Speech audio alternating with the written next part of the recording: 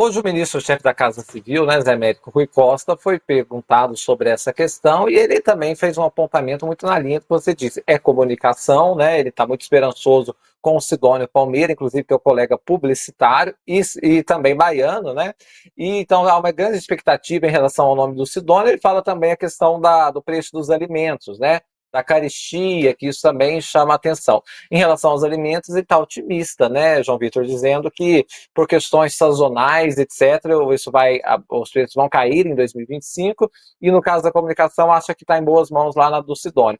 Agora, teve uma frase que eu achei curiosa, ele disse assim, a gente não pode também ficar muito entusiasmado quando os números são extremamente positivos, mas também não dá para ficar embaixo da cama, não foi isso que ele usou? Quando os números são muito ruins. Então, essa é a avaliação do nome importante, que inclusive o Rui Costa é considerado quase indemissível dentro do governo Lula, né? Ele não está aí no corte que pode ter, nas mudanças na dança das cadeiras que a gente está vendo. Você acha que, pelo que você tem ouvido também, João Vitor, que o governo está consciente do quais são os gargalos que ele enfrenta neste momento para essa desaprovação, que é importante se dizer, é recorde para Lula nos seus 3 governos, né?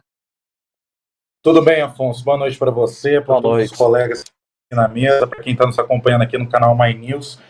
Eu acho que muito do que o ministro Rui falou, eu acho que realmente um problema do governo. Inclusive, até falar sobre o que o Zé Américo falou, eu concordo em gênero, número e grau, faço as palavras deles todas as minhas. Acrescento ainda que tem mais problemas ainda no governo, eu acho que são vários elos que vão se fechando na corrente para que o governo tenha essa crise. Mas eu não vejo o governo, até respondendo sua pergunta, Afonso, eu não vejo o governo ele entendendo a dimensão do problema. Ele sabe que tem um problema, mas ele não está entendendo a dimensão. Essa questão de realmente não ficar embaixo da cama quando se tem um problema, a gente não está vendo isso. A gente vê, por exemplo, uma alta inflacionária pressionada pelo preço dos alimentos, o povo pagando mais caro. A gente vê também um excesso de fritura, como o Zé Américo disse, na reforma ministerial, ministro fritando ministro, o próprio presidente participando desse meio de fritura. Eu achei uma coisa muito feia, até para o próprio Lula, ele participar de um evento com a ministra, 2 horas, 3 horas depois demiti-la. Então eu acho que há um processo de fritura que até o próprio Lula participa. Mas eu acho que o governo não tem essa dimensão e não tem a dimensão do impacto que vai ter para 2026 ainda. Eu acho que isso, eu posso até corroborar aqui dentro do que eu estou falando, a demora para a reforma ministerial, a demora para uma solução na crise dos alimentos. A gente está passando por uma crise dos alimentos há mais ou menos 3, 4 meses. A gente está falando de preço inflacionário, da inflação em cima dos alimentos.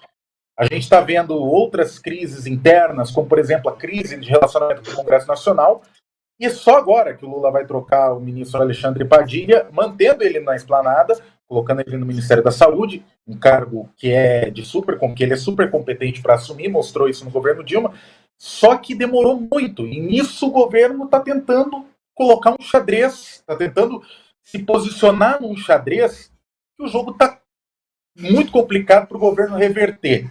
Então eu acho que eles não entenderam essa dimensão e eu acho que, para isso, precisa reorganizar a casa logo após o carnaval.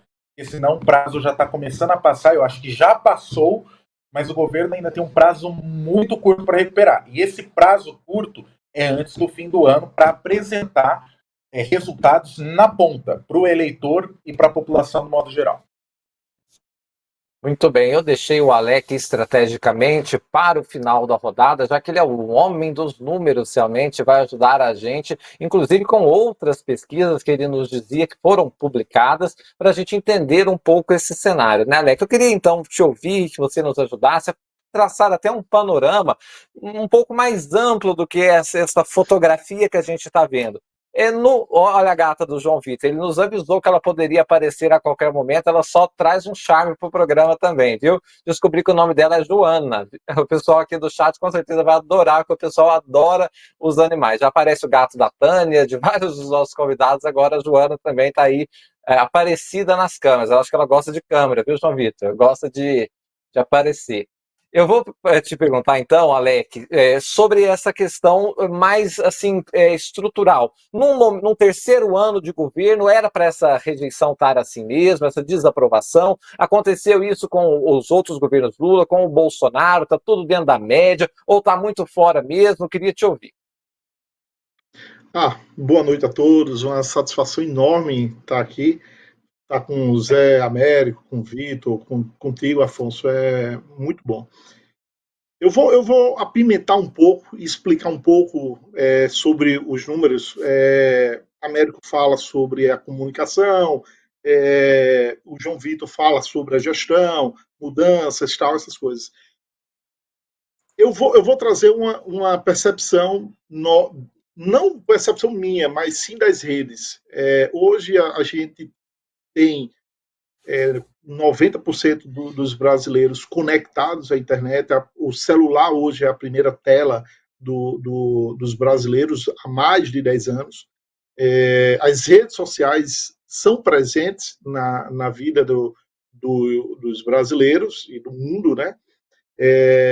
Com tudo isso, os algoritmos estão muito presentes em nossa vida, como fake news, e aí a gente passa a noite aqui conversando sobre esses conteúdos.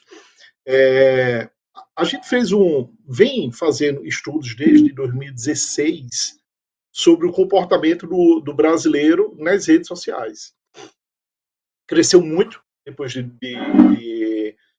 da pandemia, de forma exponencial, sendo que tem alguns dados que chamam muito a atenção.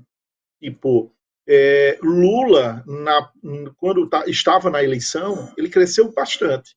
Cresceu aproximadamente uns 3 milhões de novos seguidores. Então, ele começou a ter um engajamento, ele começou a ter um envolvimento contra um cara que nasceu com a leitura no digital. Não nasceu, mas ele aproveitou aquela onda do digital, aproveitou aquela coisa toda que foi o Bolsonaro. Sendo que Lula, ele ganha de Bolsonaro, ele mostra uma força, sendo que a gente não vê um envolvimento depois que Lula ganhou. Há 2 anos, Lula não ganha seguidor, Lula tem uma taxa de engajamento baixa,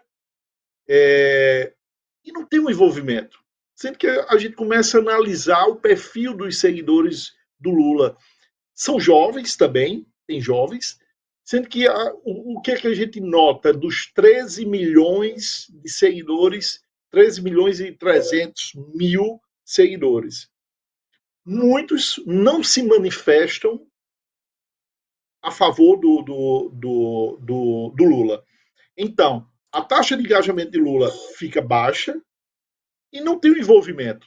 Eu acredito não. Lula tem um envolvimento com os jovens, sendo que eles não se manifestam. Diferente de uma vida digital que a direita vem tendo. A direita tem de forma automática as tias de WhatsApp. Então, tem um envolvimento muito rápido espalhando notícias. Então, é muito difícil isso. E a gente vem acompanhando esse ano, fazendo análise toda semana sobre Lula. E fiz recentemente 30 dias de Sidônio. Não mudou nada. Não, teve isso, vamos criar uma metodologia mais jovem. Cara, não é isso. É além. É além. É saber sair da bolha. Porque não adianta a gente fazer um bom card, não adianta a gente fazer um bom vídeo bem elaborado para alimentar o ego dos nossos próprios seguidores. A gente só vai conseguir furar uma bolha, que o Lula hoje precisa furar essa bolha, com estratégia real de digital. Pensar no que as pessoas estão precisando. Tipo, o pronunciamento dele, rede nacional, ainda não teve o impacto o vídeo teve 1 milhão, 2 milhões de pessoas visualizaram. Isso é muito pouco. Então a gente vê que hoje Lula, o governo, ele precisa ter uma militância mais forte, ele precisa ter um envolvimento no digital mais forte. Por quê? As pessoas se manifestam o que quer, o que não quer nas redes sociais. Então, a gente precisa levar a sério como é que a gente vai chegar na ponta.